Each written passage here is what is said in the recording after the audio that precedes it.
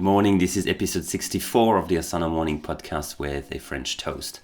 Today I want to talk about the big change that Asana is compared to whatever your company was using before, emails and Excels.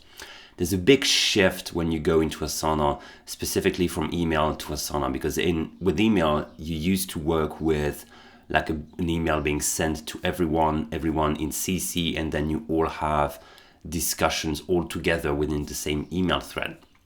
It's obviously not ideal. It's really hard to follow all the discussions, but one of the benefits of this is that you get to touch on every single topic. You can follow everything. If you want to, you can read everything. It's really hard to do, but you can actually read everything that comes through your email.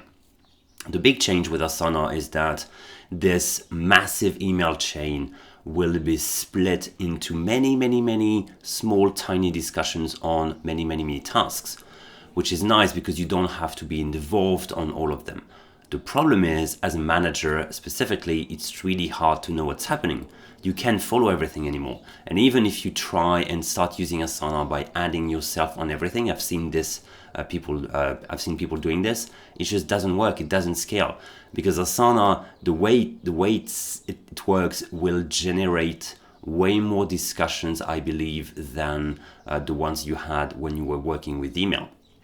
And this is funny because this is something my partner heard at his previous company. One person told him, before Asana, I had 10 things to do. Now that we have Asana, I have like 11 things to do. Asana is actually creating work for me. And I think it's not the right way to look at it. I think Asana will just put the spotlight on things you were already doing. But that's true that it's going to streamline everything and make it easier for people to ask you for things. But if they would not have asked you previously, someone else would have done the job anyway. And I think Asana is very flexible, and you shouldn't hesitate to actually delegate things to other people, send it back if it's not clear enough, and you can do all of this within that small ecosystem that a task is. You don't have to do that with everyone in CC. Email is crazy that way. And the problem is also that people are never trained on email. They don't know how to use email properly.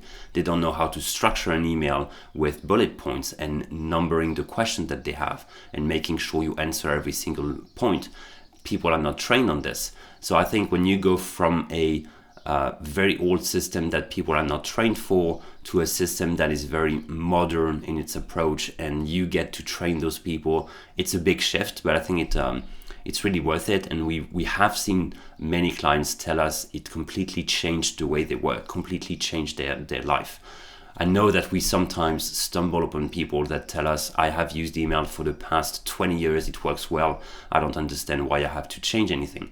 The problem is, sometimes you have to sacrifice a little bit of your own productivity to be able to improve the team productivity. And it's actually Nick in his latest book, Come Up for Air, is telling this. You have to sacrifice a bit of your productivity to make sure that the team is actually more productive. And when people tell me that they are very successful with email, I guess that's true, but they work in isolation. They don't work with others.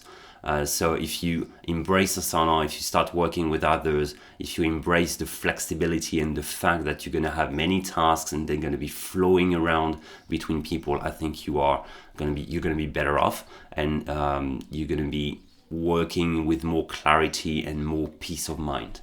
So let me know what you think, and I'll see you tomorrow morning. Have a good day.